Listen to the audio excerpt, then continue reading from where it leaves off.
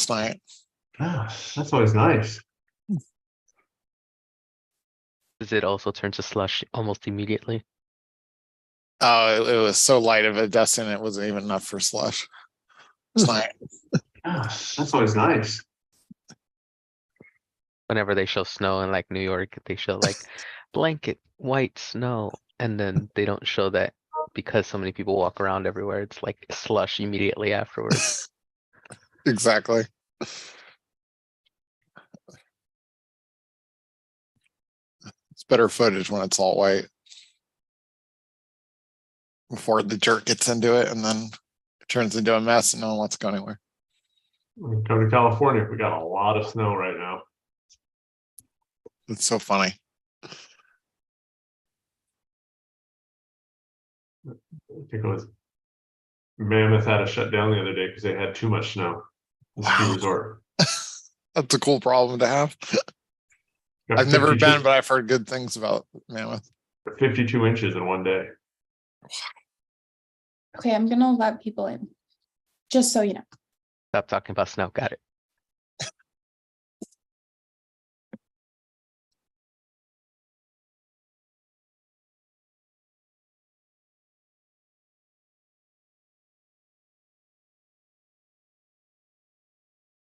Welcome. Just wait a few minutes for everyone to join.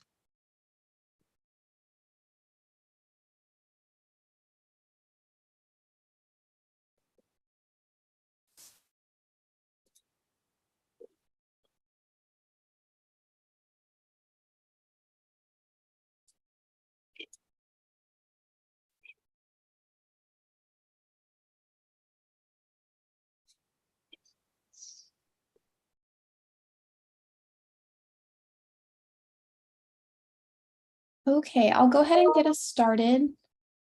Thank you everyone for joining us today. Today's topic is going to be preparing to move to a data management solution part 3. This is part 3 of obviously a 3-part series. This is the final part on how to connect your data. And I'm going to drop a link in the chat. You can check out this link to view the past 2 sessions if you didn't get to attend those.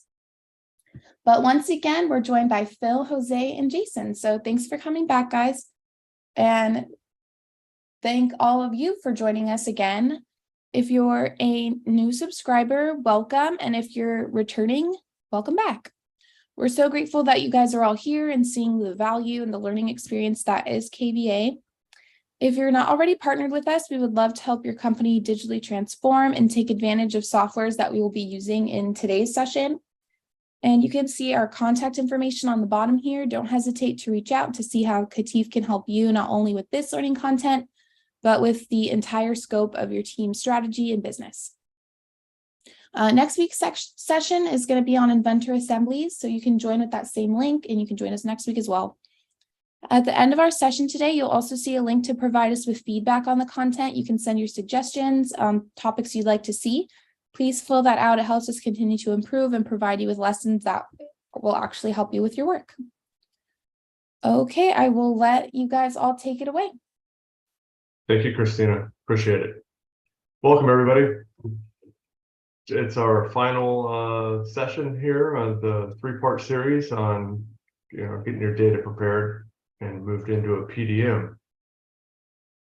So I'm Phil Steiger. I oversee the data management team here at KETIV, and with me today is Jason Cordamach, who is our architect, and we have Jose Perez Clara, as I always mess up, but that's okay.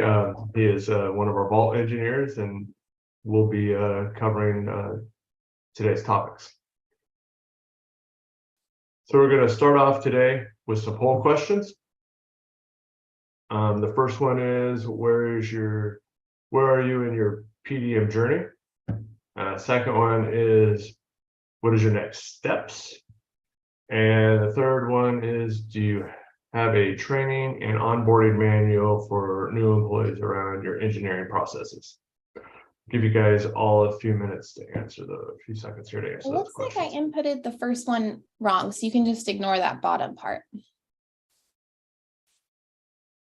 What do you mean? It looks like I put Is that question right at the bottom? Do you mean the third question? No, the third option on the first question. Is that inputted correctly? Yes, that is. Okay, I thought it was an extra question. No. Ignore me then. Yeah, we just want it gives us an opportunity to just kind of get a sense of who's on and where you are in your journey in terms of, are you using a PDM solution? You know, do you have goals? And if so, in terms of connecting PDM to other business applications, and I'm just curious to see where people are in their transition to getting the most out of their data in their system. Yeah, so yeah, since it's the third part here of our 3-part series, we're gonna try to wrap everything together and figure out how to move forward in the process of PDM. So, but once you're in PDM, again, where are we gonna go afterwards, right? We want to make sure that we have a clear path moving forward from PDM, because data doesn't just go in there and stop, but there's usually additional steps that we go through, and people that we share it with, people that need to access it. So it's always a good idea to think of how to move forward from there. So can we get the answers to the poll questions? See where we're at. 3, no PDM, just PDM, 1 that has other connections. 3 Good. for ERP, 4 to PLM, 1 to CRM, 2 to others. Yeah. 70% on the whole manual and process that don't have a current in. And I really like what we're saying in terms of like next steps. Everyone, there seems to be a nice cross section in terms of, ERP, PLM, CRM, or other. And that's the interesting thing about PDM. At least I think interesting is the adaptability in terms of you don't have to connect it to everything, but you can really kind of tailor it to what it is that you need in your business process. Because that's the fun part about our job, is getting to see how everyone uses these tools and how they get in, or what they get linked to, their workflows and things like that. So it's exciting to have a big group of people here with different variety with different interests.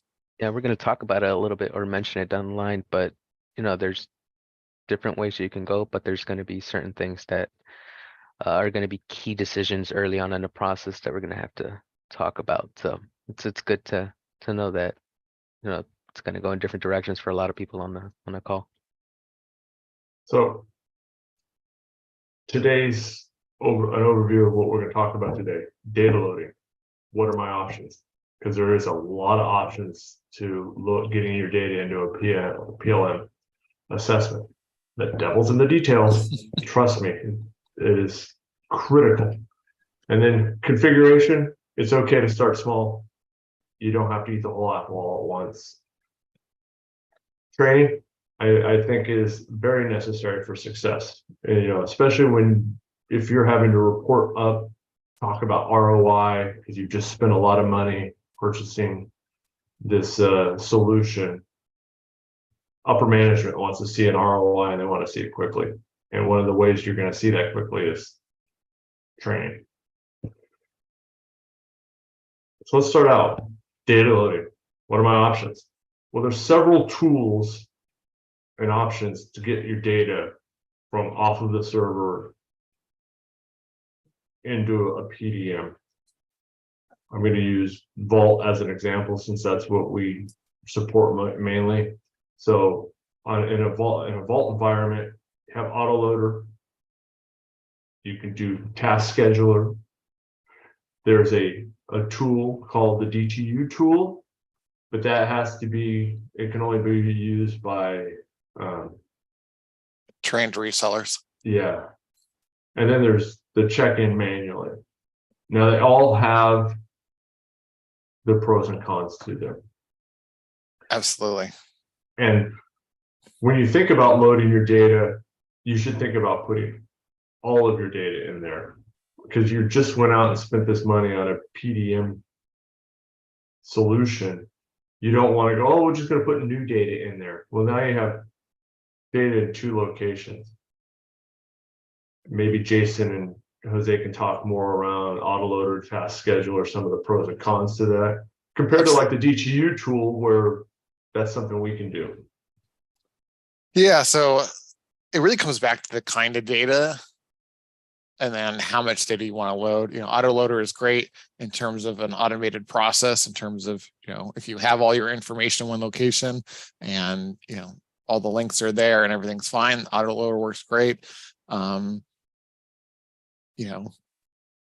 guess the downside to autoloader is that, and in any PDM system, like if you have broken links, you can't check the file in until you fix the link. So, if the data isn't as clean because things have been moved or moved around, that's where other tools like manually check it in, where you can resolve the links as you go, or, outsource it to a reseller to use like the GTU tool where we can massage large data sets and get it in. The task scheduler or the inventor task scheduler is, another tool very similar to the autoloader in terms of allowing you to bulk process things in. It goes back to, really understanding your data, coming up with a plan, knowing what you're going to start with, because loading in legacy data versus, active projects, it's very easy to get someone to load in legacy data, but, it's also good to also think about a plan of how do you move projects that are midway so that you're not disrupting business, and making sure you get it all in there in the latest versions. And the other thing you have to think about is when you're loading in legacy data is making sure that you get it all. And then, how do you preserve the revision information? And every company manages the revisions different ways outside of a PDM system, whether it's metadata, whether it's on the drawing or not at all, or in the file name. And so we'll get to talking about a little more of that in the details in a minute. But it's these little things that we have to think about when we're trying to decide when and how to move the data. And it goes back to, once the data is in there, making sure that the right people still have access to it. Yeah, kind of picking a source of truth, right? At that time, that's one of the things that during discussions for this KVA series we talked about, as far as, one of the things we want to avoid is having data in 2 locations. So making sure that whatever data you're loading, the correct people have access to it and that they know it's there. So one of the things that Jason brought up is projects that are ongoing. So, if you decide to move that data into Vault, but only half of the team or half of the people that access it know it, now you have the issue, or you might have the issue where somebody's going to the old location, somebody's going to the new location, and you don't have a source of truth, one true source of truth at that point. And then just to touch on another point that Jason made is, well, if you've been following along with the series, then you may have worked on cleaning up your data. You may have worked on getting it organized for the autoloader, but overall, the people that will know your data, that will know what's important to you, as far as CAD data goes, is you. So typically we can work with you, make sure that we understand what's important to you, maybe help you with it, but ultimately you will have to make the decision as to where you want things to be stored and how you want them to be uploaded. And I'll add one last thing. If you have a large amount of data, sometimes it's just better to pay somebody else to load that data, like us, because we have specialty tools. We do it a lot. And, when you start running the numbers, if you have a couple 100,000 files and you're trying to load all of them, you say, well, I'll just hire somebody. Well, it might take them several months to get all those files in there, versus us doing it in a couple of weeks using like the DTU tool and stuff like that, which is a great tool. Yeah, and also keep in mind, right, like in that time that it takes to load files by your on your own, and again, the one true source of data in your environment. But then also if you have half of it here, half of it there, the engineers all spend time trying to figure out, well, where should I be getting this from? Going to either system and trying to find it. So you kind of make things a little less efficient during that transition period.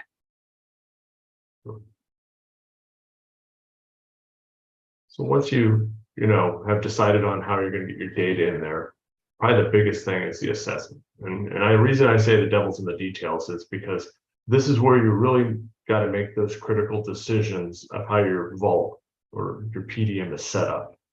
Because you want to make sure you're looking maybe 3 years down the road. Because right now, maybe you're just thinking of using a PDM, but that's why we ask in the poll question, ERP, PLM, some other application. Well, that'll determine how you should configure your PDM in the beginning.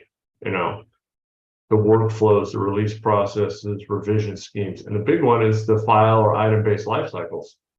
So these are real critical things that you need to think about when you're doing the configuration or doing the assessment on your PDM and how you're going to set it up. I know that Jason and Jose can talk for hours on this stuff. Yeah, because the biggest challenge is, some of these settings are very easy to change in the beginning, but once you load a bunch of data, all the settings can be changed, but it takes a lot more effort. Like let's just take, for instance, switching from a file-based to an item-based lifecycle like that.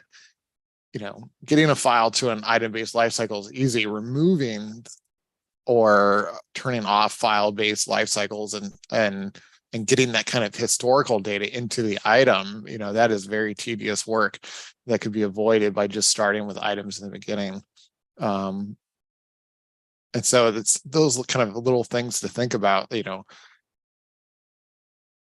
Devil's definitely in the details. Like something as simple as deciding to add some more metadata later. It's very easy to add a new property and make the mapping, and all new files, it's very easy. But to go back and add that property, to go back and make sure that file has it, or push the metadata to the file, or extract it, those kinds of tasks can be very tedious and require either a lot of manual work for one person, or something that has to be outsourced and scripted or use specialty tools. And so, the reason why we're having this discussion is to bring awareness that, we spend a lot of time in assessment when we're setting up PDM systems, because, having the experience of having to undo or change some of these settings, and I'm sure you guys have experienced some of this as well, especially when you start a new company and they've been using PDM system for 5, 10, 15 years, and you're like, oh,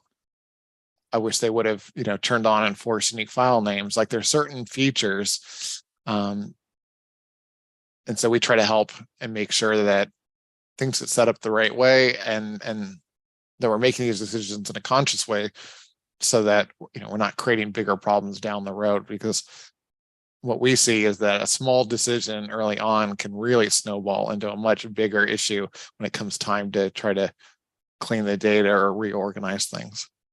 Yeah, it's not something you want to realize 1.5 terabytes later and have to change a bunch of things.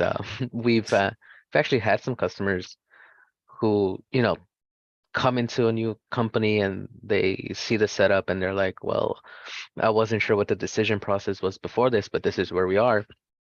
And, they want to make some changes.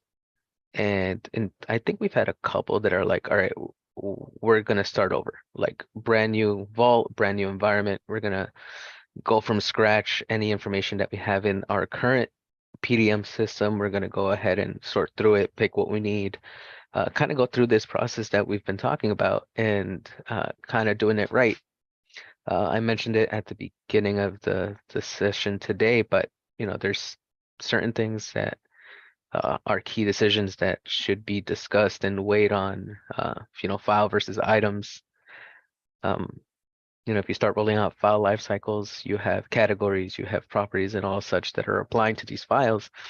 And if you want to switch to items, then you have to kind of go back and undo a lot of that, make sure that the life cycles aren't conflicting with each other as you switch over. So, it's very important we set up sessions a couple hours at a time, or I do a couple hours at a time, with the necessary parties, to see who's included in the workflow, what your current process is, get a lot of pretty much all the information we can out of how you handle your CAD data, and what makes it good and usable CAD data, to make sure that we're capturing all of that involved, or in PDM, I guess.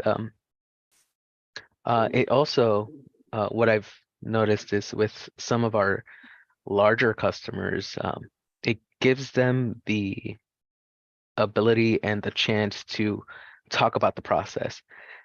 It's happened many a time where, well, we do it this way, they do it that way. What's the way that we want to do it as a whole, and kind of come to a consensus? And Vault kind of gives us the ability to enforce that and make sure that everyone's playing with the same set of rules pretty much at that time.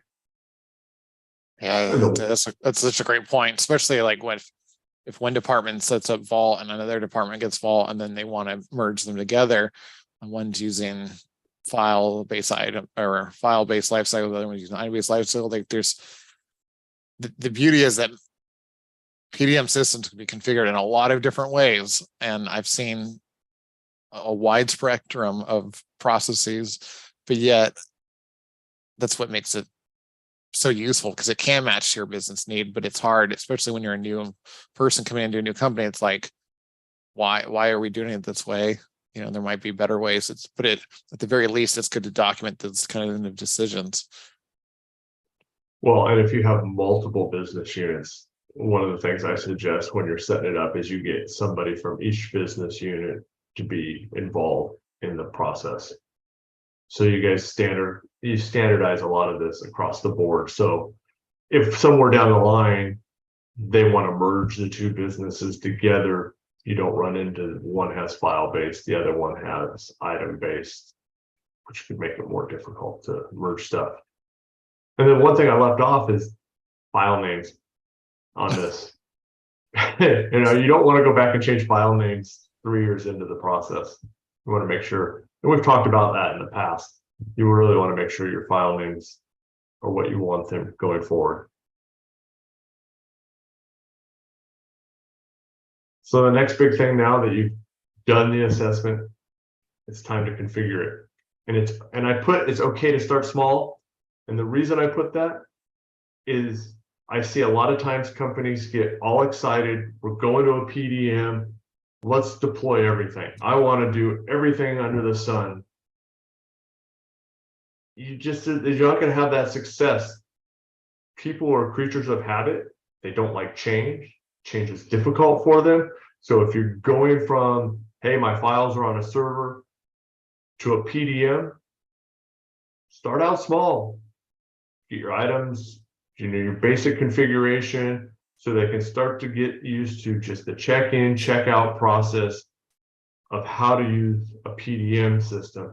Because if you start introducing some of these other things into the process, you're just going to have your ROI, your adoption is going to be a lot slower. And so I always say it's that one bite at a time on the apple. So you can have a goal to set up a lot of these things, but say, hey, we're going to get everybody on board. We're going to have them use it for a couple of months, get their feet wet, get comfortable, and then start introducing other stuff into the process. But if you try to do it all at once, it's going to be complete failure. Yeah, name of the game is adoption, right? So we want to increase the percentage of successful adoption. And if you're throwing a new tool with a whole set of requirements to release things and whole new picks and clicks, just introducing the new tool by itself, it's more, a lot of the times users will see it as more work. So kind of rolling out the tool, explaining the basic functionalities of it, basic training on a tool, getting them up to speed, getting them used to it, and then introducing workflow and releasing, I feel has a better chance of being adopted and liked.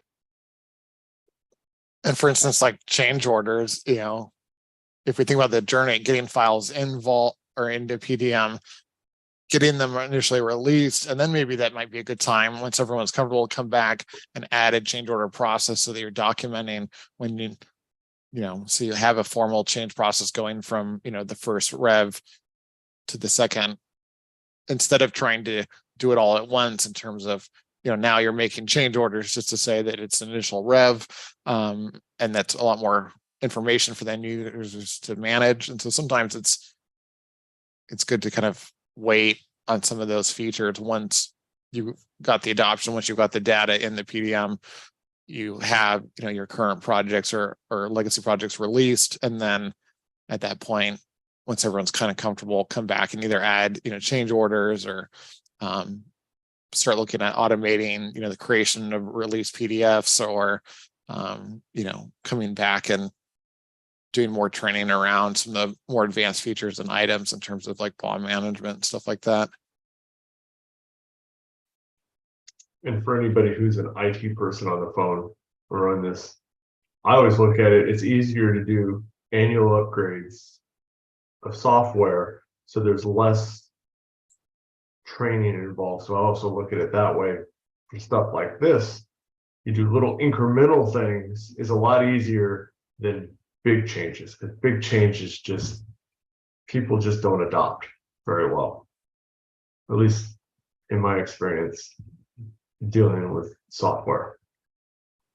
Absolutely. Well, especially like even, you know, it's easy to say, you know, custom part library, but that has tremendous cascading effects on either your current ERP system or how you're currently managing libraries. It could also affect data loading in terms of cleaning up models so they're all referencing, you know, the correct library parts.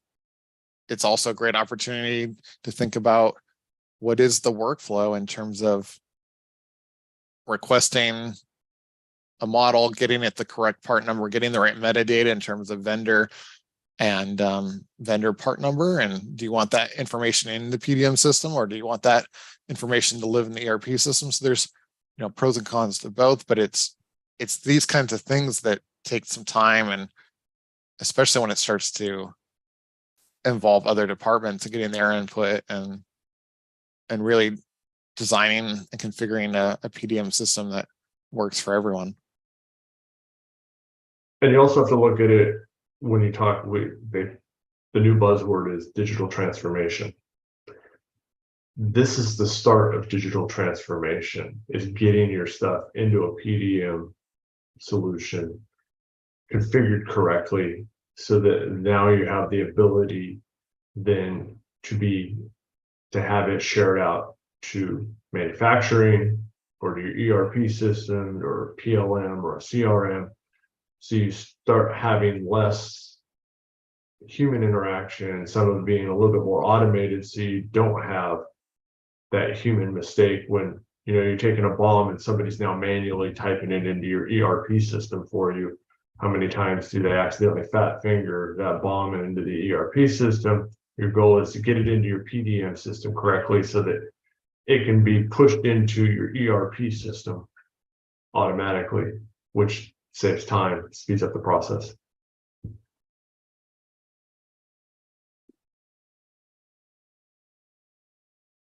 So I think the last thing is training.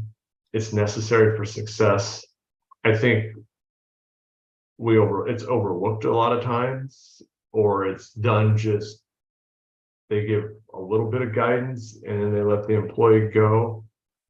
But I think the more training that you give an employee, the more successful they're going to be with the application. And we started looking at doing training plus mentoring when we deliver solutions now, because a lot of the times just doing a training class and saying, okay, your system is set up, it doesn't give the end user enough time to go use it for a month, and then they're going to have a lot of questions. So we're, you know, we're doing a mix now where we do training and then we come back and we have short meetings with the end users because they're going to have questions on how to use the tool. They've been using it in the real world environment for a while. So we do a lot more mentoring now, which we're finding to be more successful. You know, it's a new process for an employee, and I didn't finish this. Well, and when you're designing a workflow, and it might make a lot of sense, but after you start using it for a couple of weeks, it's not uncommon to need to tweak it because either you don't need it or there's ways to improve the process, or you forgot a step, or want to give a purchasing to be able to view it when it's in the review state so that they can sign off on it before it's released. Like there's you don't know what you don't know, and we're finding that kind of adoption time, it makes it a lot easier to kind of really tune it and get a system that's tailored to the business needs. Well, and from a business side, companies are really looking at ROI.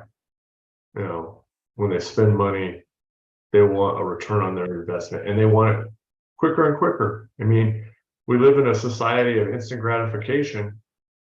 Businesses are the same way. They want, if they're going to fork out a lot of money, they want to see a return on their investment. So you've put in this beautiful system, you got it all set up. Well, unless you train the people and you help them be successful, the tool isn't any good. They do need training. And you guys see it all the time. Yeah. Well, and it's also, one of the other successful things to think about is how are you going to train the next person? How do you, make sure everyone's doing it the same way? And we're finding more and more that the people we work with are keeping and making and maintaining their own procedural manuals, because it, especially when you start adding like a change process, more advanced workflows and stuff like that, it's helpful for the onboarding process to be able to, view the recording, but also to have something to refer back to, something easy as simple as explaining, SMART numbering or numbering information, or the organizational logic. It's stuff that we start to take for granted, and sometimes training a new employee gives you a really good perspective of what can be improved. Oh, and how long is it taking you to onboard that employee? To get them up to speed to be productive. Yeah, and it kind of touches on something else that we talked about as far as CAD managers and why they're necessary, right? Because you can have these documents in place, you can have these training procedures, but if nobody's making sure that they're being followed and that there's a schedule met for those, then it kind of falls flat at that point. Yeah, that's a great point. You can't stress how important it is to have a CAD manager and really be a champion for PDM and for the connection of PDM to other tools. And if you guys haven't seen that, we do have a KVA on, about CAD managers and how important that is for the business.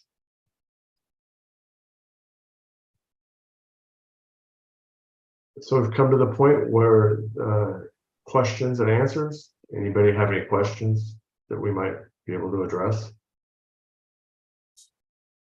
Yeah, feel free to go into Zoom and click on the Q&A or chat and put any questions that come on mind. Also, this is the last part of our 3-part session, right? But if there's something you feel like we didn't cover or you want to know more about, Christina mentioned the survey at the end of the session. Let us know. It helps us out a bunch actually, in making sure that we cover everything that we need. But if there's topics down the line where we do KVAs, it helps us figure out what to do at the same time.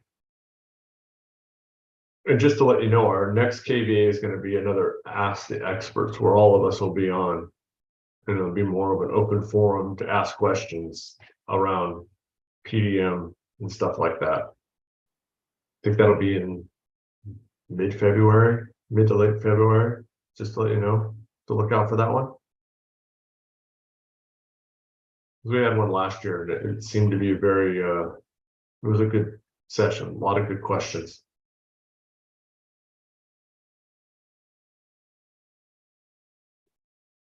I don't see any questions coming in, so we'll give you some time back today. I want to thank everybody. Jose, Jason, I'd like to thank you. Christina, thank you for hosting. Hope everybody has a great afternoon, and we'll see you again soon.